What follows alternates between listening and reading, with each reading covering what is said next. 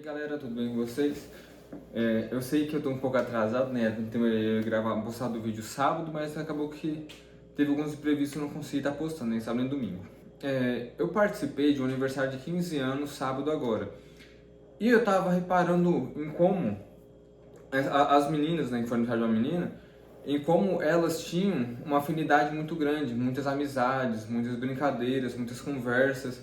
Foi algo muito divertido. E é muito estranho, né, a gente perceber que quando nós somos mais jovens, quando somos muito novos, a gente é muito rodeado de amigos, rodeado de muitas amizades, né, de pessoas fervorosas. E com o tempo, né, isso vai acabando, isso vai diluindo, isso vai se dissolvendo, assim como a poeira se dissolve, né? Se você pegar e jogar a terra para cima, você vê aquela poeira indo embora. E a mesma coisa acontece com nossas amizades, com nossas pessoas que são próximas conosco. Claro, a gente vai crescendo, vai tendo novas obrigações, vai tendo mais coisas com que se preocupar e acaba que as amizades se afastam de nós. É interessante a gente reparar como essas coisas acontecem, não só com a gente, mas com as pessoas ao nosso redor também. E no fim, a gente vai percebendo que a cada dia que passa parece que nós estamos cada vez mais sozinhos. Claro, a gente sempre vai ter um amigo, algum colega, às vezes o pessoal da igreja, às vezes o pessoal da escola, do trabalho ali, né? Mas no final do dia a gente sempre percebe essa solidão. E eu voltei a ler A Morte de Ivan Illich, né? Muito bom esse livro, eu gosto muito. E eu tava relendo ele novamente para pegar algumas coisas das quais eu não peguei. Dessa vez eu estou fazendo anotações e encaixou muito bem com o que eu estava lendo, né? E essa leitura me faz refletir muito sobre isso, né? Sobre a superficialidade. Como o nome já diz, né? A Morte de Ivan Illich, ele já começa contando sobre a morte de um juiz. E esse pensamento, né, sobre a gente ficar sozinho me fez lembrar e refletir bastante sobre a morte de Ivan Illich. Como o nome já diz, né, conta a morte desse rapaz. Já na sua primeira página, já começa falando sobre o momento em que ele morreu, né? O momento em que os ditos amigos de Ivan Illich, descobriram que ele morreu, né? Eram vários amigos dele ali que trabalhavam juntos, né? Que eram juízes também. E o primeiro pensamento que eles tiveram foi: quem vai assumir o cargo dele? Qual será a minha promoção? Meu parente vai conseguir entrar nesse cargo agora, né? Que eu vou sair. Entende? Então eles só focavam, eles viam o Ivan também como um amigo, mas principalmente como um cargo a ser alcançado, né? Ao ouvirem a notícia da morte de Ivan Illich, o primeiro pensamento de cada um dos que estavam reunidos no gabinete teve por objeto a influência que essa morte poderia ter sobre as transferências ou promoções, tanto dos próprios juízes como dos seus conhecidos. E esse é o primeiro pensamento que seus colegas, né, que seus amigos têm ao ouvirem a morte dele. Então isso nos mostra que amizade profunda ele não tinha com ninguém, que todo mundo estava muito mais preocupado em alcançar o cargo que ele tinha alcançado do que com a sua morte em si, com ter perdido um amigo próximo. Tanto é que mais para frente um pouco ali, um dos seus únicos amigos ali, que eram ditos dos amigos de verdade do Ivan Illich, que fez o fundamental com ele, fez o ensino médio, fez a faculdade de Direito juntos, que era o Piotr, ele vai até na casa do Ivan, né, do Ivan Illich, para poder conversar com a esposa dele, com a que seria a viúva, para poder, né, participar das exéquias, participar do funeral em si. E quando ele chega lá, ele fica bem perdido, né? Até é dito no livro, né, que assim como todo mundo, né, nesses momentos, não sabia o que fazer naquele local, não sabia o que fazer naquele lugar. Em um certo momento das exéquias ali, a esposa, ela chama o Piotr para conversar num canto, porque ela tem um assunto a tratar com o Piotr, né? Ela quer perguntar algumas coisas para ele. E o principal motivo dela ter chamado ele não foi para pedir consolação ou alguma coisa do tipo. Ela queria saber se ela conseguiria abocanhar mais algum pedaço do governo, né? Se ela conseguiria retirar mais algum dinheiro aproveitado dessa morte. Então também mostra em como o relacionamento deles era superficial. Porque o foco da esposa, a sua mentalidade predominante é o quanto ela vai conseguir arrancar, né? E não a morte do marido em si. E bem, né? Agora a gente começa a entrar um pouco na vida do Ivan Illich. E esse livro é um livro que ele trata muito bem a morte nua e crua, a agonia, o medo, a angústia que o Ivan Illich sentiu diante da morte. E para colocarmos aqui, o Ivan Illich era um cara muito focado no seu serviço, muito focado em promoções. Ele tinha sempre como objetivo alcançar um cargo mais alto do que ele já estava antes.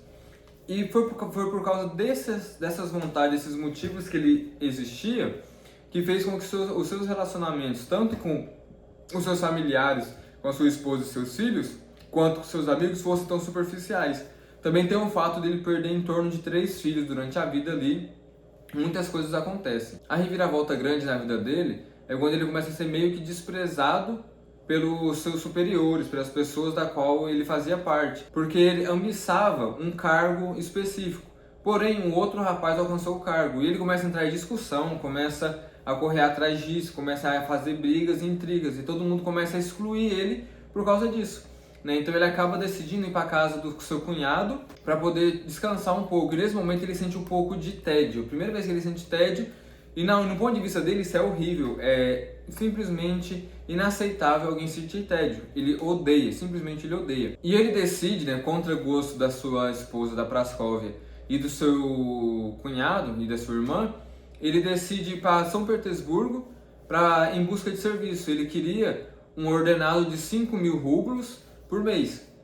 E ele não estava conseguindo, em outros lugares. Ele decide ir para lá. Assim que ele chega lá, ele vai a um cargo que o amigo dele tinha indicado para ele, que é o Piotr mesmo, e rapidamente ele consegue esse cargo de 5.000 rublos.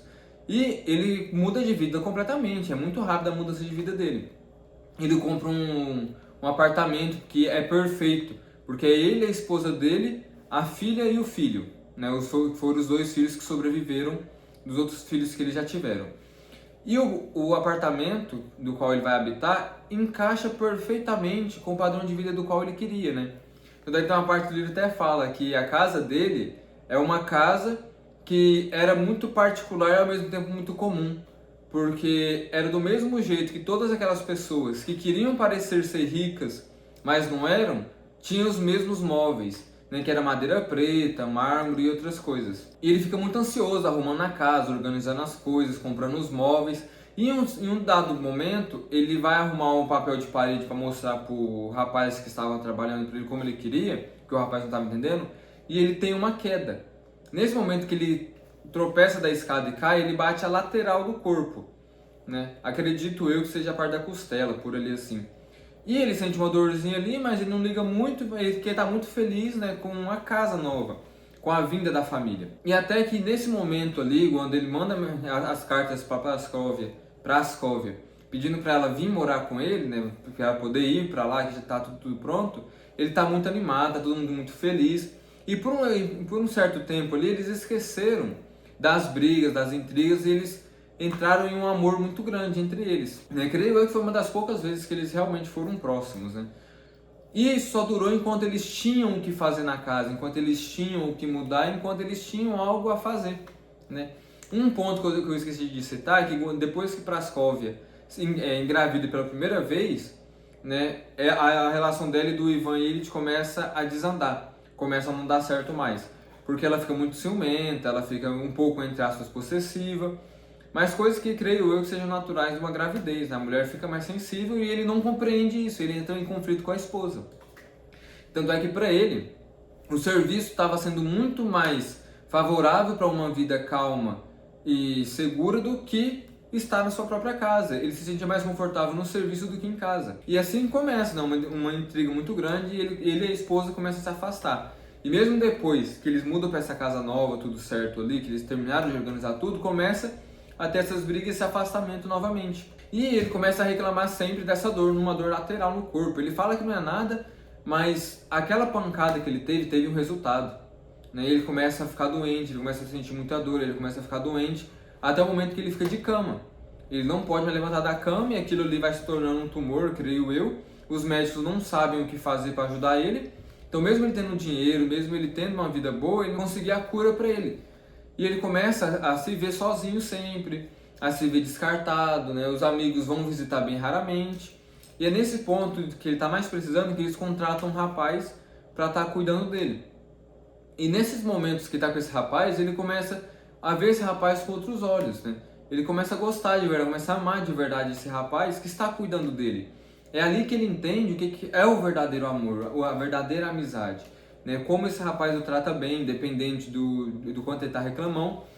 E é nesses pontos agora que o Tolstói ele aborda a morte, a angústia, numa vericidade, eu não encontro palavras para explicar, mas ele faz isso perfeitamente. A agonia daquele enfermo, a sua dor, a agonia das pessoas ao seu redor, seus filhos, a sua esposa, a agonia que eles sentem, entende? Até a raiva que alguns deles sentem, o amor, a tristeza, o próprio enfermo ali se arrependendo de muitas coisas, aproximar mais do filho, da filha, e ele tenta, faz de tudo, né? Mas já é tarde. Ele tá muito debilitado, ele não consegue nem se mexer na cama, e ele não deixa de ser rabugento, de ser uma pessoa chata, né? E já no finalzinho do livro ali, né, ele cai em um arrependimento, ele pede pro padre ir lá, ele se confessa, recebe a comunhão, são dos enfermos, e isso umas horas antes, e ele chama toda a família perante a cama e se despede deles, né? Fala que ama muito eles, tá? Ele se despede, e o finalzinho do livro é esse, a morte dele, né? Desde o começo já fala que a morte de Ivan Illich. Então, é um livro que trata a morte muito cru, muito verdadeira. Ele deixa tudo muito palpável, aquela dor, aquele ressentimento, aquela angústia, os pensamentos dele, as ideias dele, tudo que ele buscou ser, o cargo que ele buscou alcançar, virando nada perante a morte, perante a doença que ele tem. É um livro que nos faz pensar muito. A literatura russa em si, eu acredito que faça isso. Tanto o Dostoiévski, o Tolstói, são escritores, né, que sabem abordar muito bem os assuntos dos quais eles começam a escrever. Então, este livro é um livro que eu recomendo para vocês de coração. Leiam A Morte de Ivan Illich. É um livro curto, é um livro de 70 páginas, você lê rapidinho, em 2 dias, 3 dias. Mas o impacto que esse livro causa na gente é para a vida toda.